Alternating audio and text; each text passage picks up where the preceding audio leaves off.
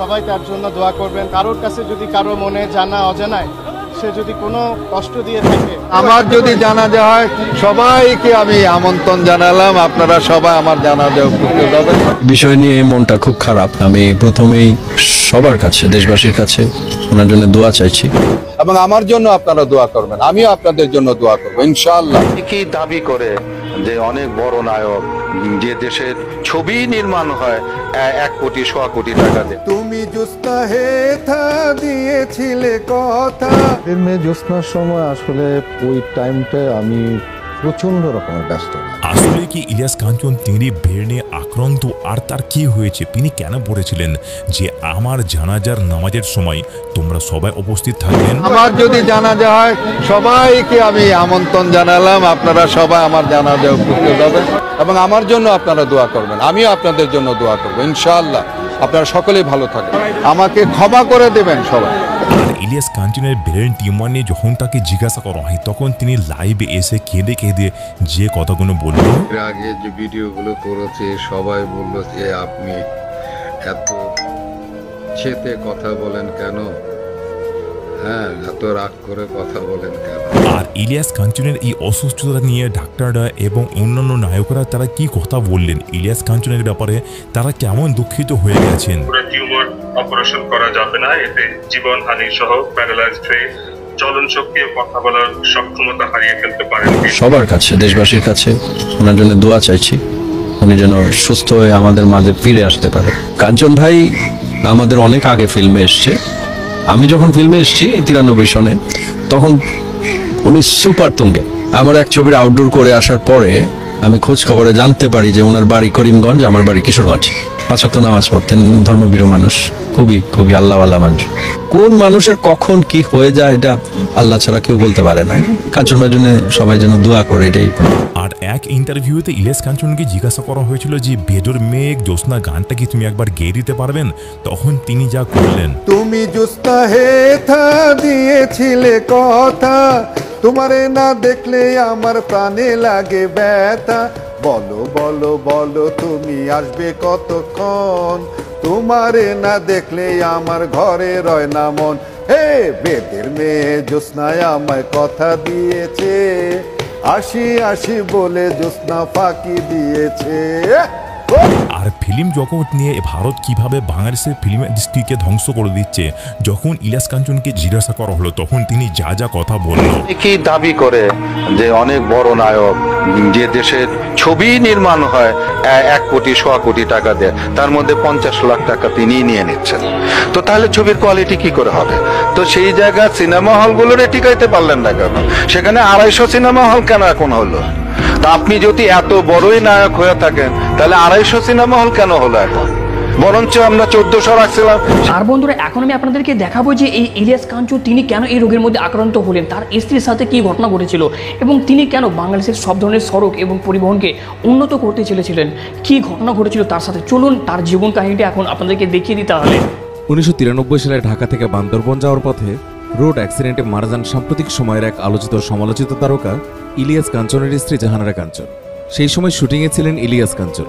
Hotel থেকে phone আসে, ওপাশ থেকে কেউ একজন বলে, আপনি ঘাবড়াবেন না, আপনার স্ত্রীর আসার কথা ছিল, গাড়িটা অ্যাক্সিডেন্ট হয়েছে, ওনারা মোটামুটি ভালো, আপনি শুটিং প্যাক আপ করে চলে আসুন। হোটেলে ফিরলেন, ইতিমধ্যে জেনে গেছেন জাহানারা কাঞ্চন আর নেই, কিন্তু ইলিয়াস কাঞ্চনকে জানানো হয়নি। ইলিয়াস কাঞ্চন হোটেলে ফিরে আসরে নামাজ পড়লেন। সবাই সে সময় তাগাদা দিচ্ছিল যে তাড়াতাড়ি করুন। হাসপাতালে যাওয়ার পথে রাস্তায় যেতে যেতে গাড়িটা দেখলেন ইলিয়াস কাঞ্চন। মনটা কেমন যেন শূন্য হয়ে গেল তার। গিয়ে দেখলেন বাচ্চা দুটো কাঁদছে। তিনিও চিৎকার করে উঠলেন। তার স্ত্রী আর বেঁচে নেই। স্ত্রী হারানোর শোক তাকে পাথর করেনি, করেছে উজ্জীবিত। স্ত্রীর অকাল মৃত্যুর পর থেকে বিগত 25 বছরের বেশি সময় ধরে নিরাপদ সড়কের দাবিতে আন্দোলন করে যাচ্ছেন তিনি, যেন তার স্ত্রীর মতো এমন মর্মান্তিক মৃত্যু আর কোনো পরিবারকে এভাবে এলোমেলো না করে দেয়। কিন্তু এই আন্দোলন করে বারবার বিভিন্ন মহলের হুমকির শিকার হয়েছেন চিত্রনায়ক ইলিয়াস কাঞ্চন।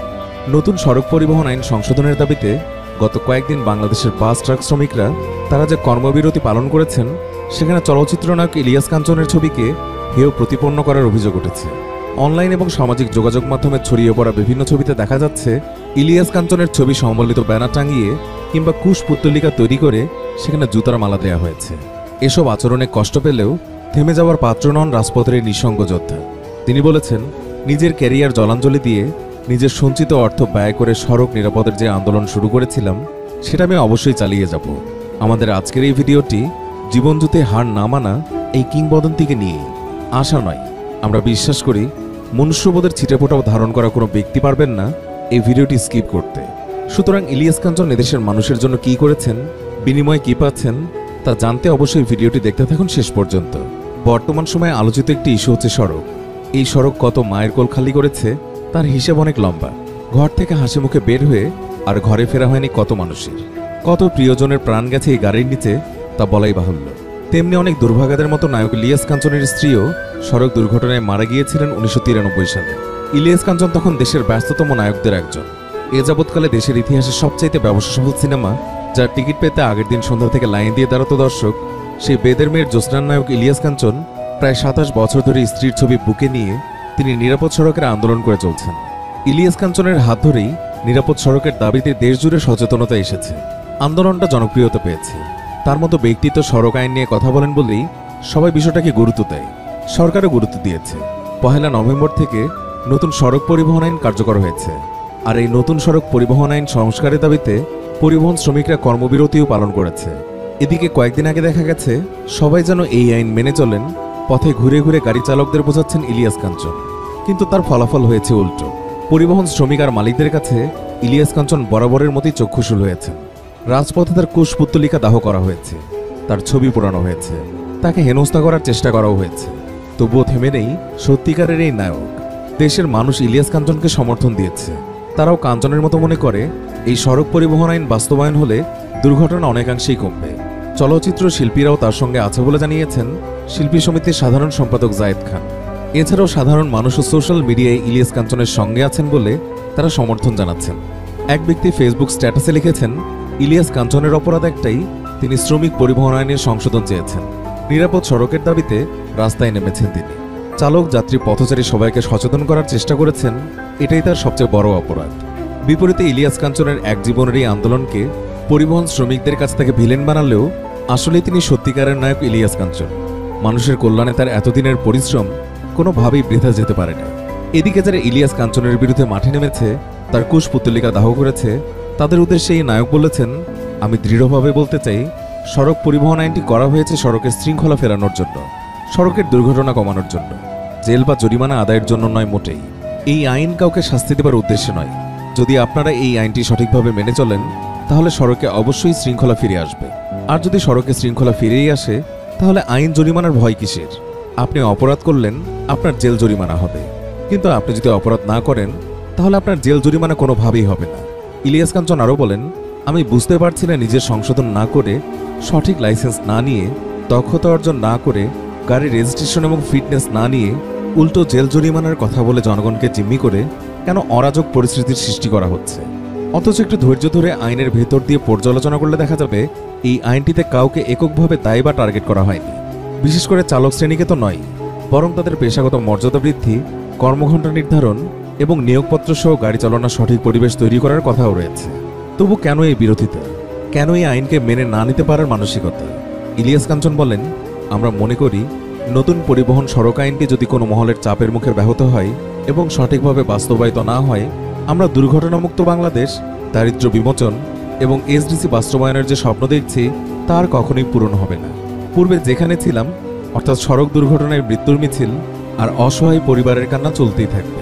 তাই আমরা মনে করি এই আইনের সঠিক প্রয়োগে এবং বাস্তবায়নে যদি কোনো মহলের চাপের মুখে সরকার মনোভাব পরিবর্তন করে তাহলে হেরে যাবে 18 কোটি জনতা, সেই সাথে হেরে যাবে পুরো বাংলাদেশ। 2015 সালে বলিউডে মুক্তি পায় মাঝি দ্য মাউন্টেন ম্যান নামের একটি ছবি। বিহারের এক গরিব শ্রমিককে নিয়ে ছবির গল্প। আসলে গল্প নয়, একেবারে বাস্তব। যার মূলে ছিলেন দশরথ মাঝি। গেহলোর গ্রামে যার বাস ছিল, কিন্তু এই গ্রামের মানুষদের নিত্যদিনের চাহিদা মেটাতে গিয়ে পায়ে হেঁটে প্রায় 300 ফুট উঁচু পাহাড় দিয়ে শহরে যেতে হতো।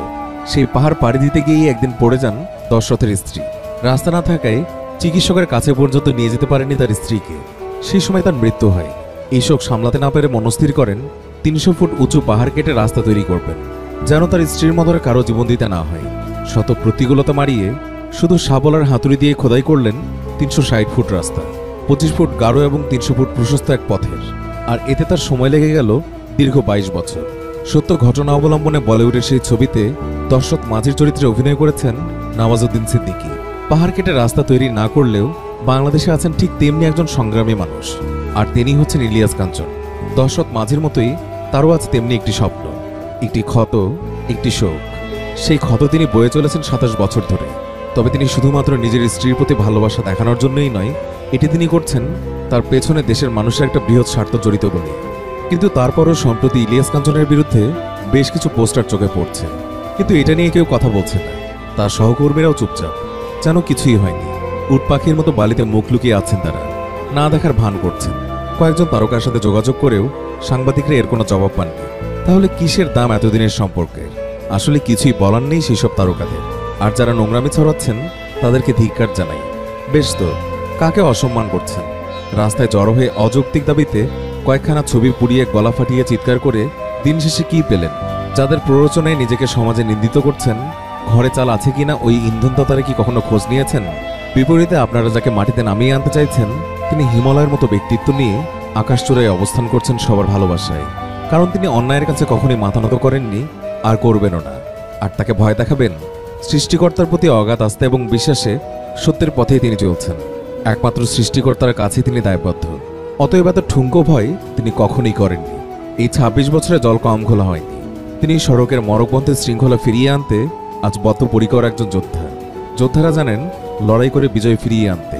তিনি লড়ছেন, তিনি লড়বেন, তিনি লড়েই যাবেন।